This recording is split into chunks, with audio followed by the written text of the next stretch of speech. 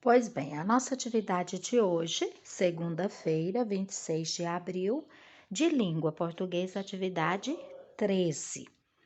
Então, nós vamos estar lendo aqui o que é que nós vamos, começar a aprender hoje. Então, nós vamos começar a aprender sobre a linguagem formal e a linguagem informal. A linguagem formal, ela é usada quando se fala com uma autoridade na escola ou no trabalho, ou quando se escrevem documentos oficiais e cartas para pessoas com quem se tem pouca intimidade. Nesse caso, empregamos com maior rigor as regras gramaticais. A linguagem informal, ela é usada com amigos e familiares em cartas, bilhetes, diários e etc. Nesse caso, podem ser usadas gírias e expressões populares. É importante saber quando usar cada uma dessas linguagens. A tarefinha número 1 está assim: que linguagem a personagem do texto abaixo está utilizando?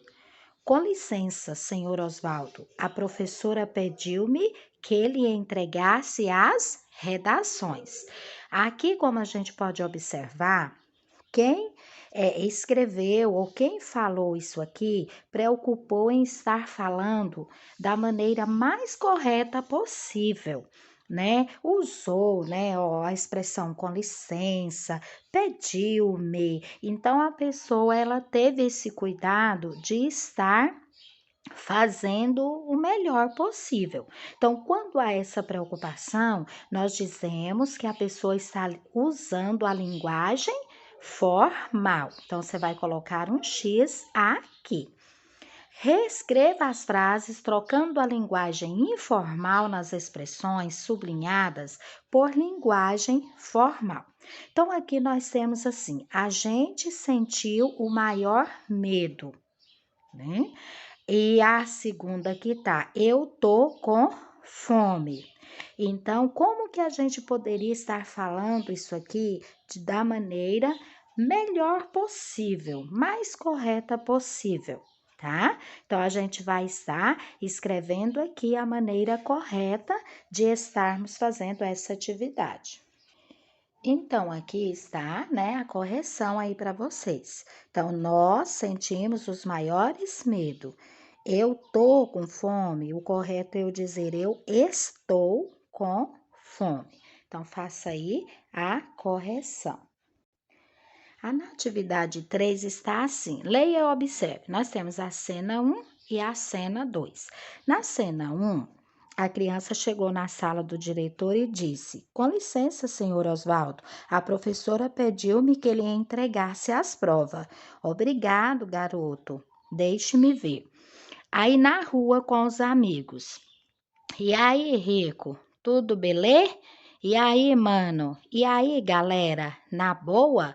Então, o que que a gente percebe? Que na cena 1 houve uma preocupação em estar falando, De uma maneira assim, mais, como que eu diria? Mais correta, Mais educada de se falar. Aqui já está, não teve essa preocupação, já falou usando gírias, Aquela conversa tranquila, sem essa preocupação se está tudo correto ou não. Aí veio a tarefinha 1. Escreva cena 1 ou cena 2 para indicar o modo de falar das personagens. As personagens falam de maneira educada e respeitosa. Então, foi na cena 1, Quando o menino conversou com o diretor.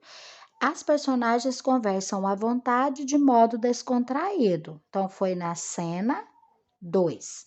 Copie da cena 1 e da cena 2 um exemplo de cada tipo de linguagem, um da linguagem formal e um da linguagem informal. Então, aqui, quando a gente volta aqui no texto, Deixa a tia colocar o texto aqui. Então, por exemplo, essa expressão aqui, ó, com licença, por exemplo, Com licença, essa outra expressão aqui, ó, pediu-me. que ele entregasse, né? Então, são palavrinhas que às vezes a gente tem maior preocupação em estar usando da maneira correta quando a gente vai falar, né? E aqui também, quando o seu Oswaldo respondeu, deixe-me ver. Então, tem várias expressões aí que a gente pode estar colocando aqui. Então, eu, por exemplo, na linguagem formal, eu vou colocar aqui o diretor disse, ó, deixe-me ver, né? Aí, da linguagem informal, então tem muito aqui. Quando o menino falou, por exemplo, tudo belê, não é belê, é beleza. E aí, mano, né? E aí, galera, na boa. Então, qualquer uma dessas aqui que colocar aqui vai estar correto. Então, eu vou usar essa aqui. E aí, mano. Então, mas existem outros que você vai poder estar colocando aí, tá bom? Aí aqui na número 6 está assim: escreva F na linguagem formal e I na linguagem informal. Pai, me dá uma graninha? Então, quando a gente fala assim, a gente está falando que é à vontade, é uma linguagem familiar, né? Você não tem preocupação. Por exemplo, pai seria papai, né?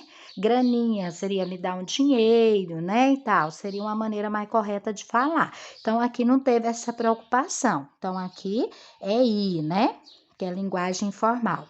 Prezados senhores, já é uma linguagem formal. Venha ao cinema conosco, também, né? É uma linguagem formal. Você quer sair com a gente? É, também é uma linguagem informal aqui. Eu tava, não, aqui é formal, formal, né? Eu tava fazendo essa carta para você. Aqui já é informal, porque seria estava e para você, tá? Então, está aí, né, essa tarefinha número 6. A 7, troque as palavras da linguagem informal pelas palavras do quadro. Então, eu tô com fome. Então, o correto aqui é eu dizer eu estou com fome. Eu estava telefonando para você. Eu estava telefonando para você. Ele falou isso para você. Ele falou isso para você. A atividade de matemática também, atividade número 13. E hoje nós vamos trabalhar aqui a elaboração de probleminhas, né? Um de adição, que é de mais, e outro de subtração, que é de menos, de acordo com a situação descrita abaixo. Então, nós temos que usar o que está aqui, que a gente está vendo. Então, aqui, né, deu a informação que é no sítio, e o dono do sítio, ou o dono desses animais, é o senhor Juca, né? Então, como que a gente pode estar fazendo? Essa aqui é pessoal, cada um vai fazer os seus probleminha, mas eu vou dar umas sugestões aqui.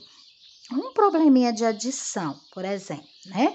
Então, a gente pode colocar assim, no sítio do senhor Juca, ele cria vários animais. Ele tem, né, por exemplo, 4 animais mamíferos e 4 aves. Quantos animais ele cria ao todo? Seria uma opção. No de adição, no de mais. No de menos, a gente aí poderia escrever aqui, né? Senhor Juca tinham 8 animais. Ele vendeu 3, por exemplo. Quantos animais sobraram ou ficaram no sítio? Então, isso aqui é você que vai ter que ir escrevendo. É como se fosse uma produção de texto. É você que vai ter que inventar e escrever da sua maneira aí, tá bom? E aqui nós temos a atividade 3 de Ciências Humanas, que é de História. Então, nós vamos estar fazendo essa atividade aqui, que é ler o texto e depois nós vamos estudar aqui ou pintar sobre o brasão do estado de Goiás, né? Que é um escudo, que é um símbolo do estado de Goiás. Então, nesse caso aqui, Depois a tia vai estar enviando para vocês, né, uma imagem dele colorido para que você possa estar pintando a imagem respeitando as cores oficiais. Então já não pode pintar de qualquer cor, não, tem que ser nas cores verdadeiras. Escudo de Goiás. Já tinha localizar aqui. O escudo em formato de coração simboliza o estado que é considerado o coração do Brasil. A paisagem, parte superior do escudo, representa o território demarcado para a futura capital federal. O espécime bovino que se vê na dita paisagem exemplifica a nossa principal produção. O molho de arroz, o ramo de café, as vergônteas de fumo e as hastes da cana que encimam e circundam o coração do escudo atestam também outras importantes produções do estado.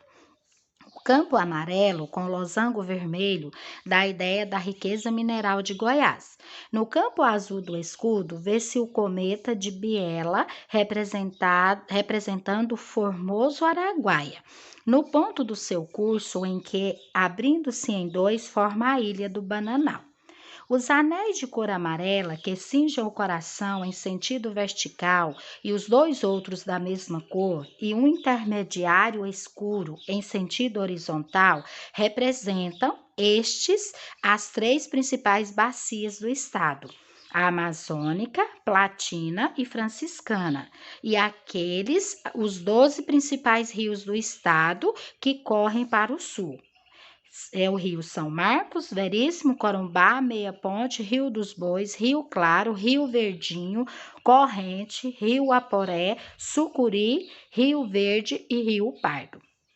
O prato de onde parte as labaredas, na parte inferior do escudo, lembra o fato histórico da descoberta de Goiás, quando Bartolomeu Bueno colocou fogo, né, deitando aqui, colocou fogo em aguardente, conteve, segundo a lenda, a senha guerreira do gentil Goiá, tá?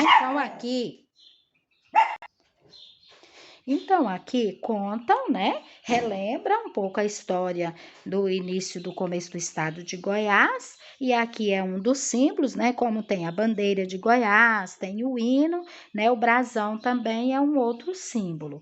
Então a gente vai estar aí pintando ele, porque essas cores é o que falou aqui, cada cor representa algo importante do nosso estado. Então, essas são as nossas tarefinhas para hoje.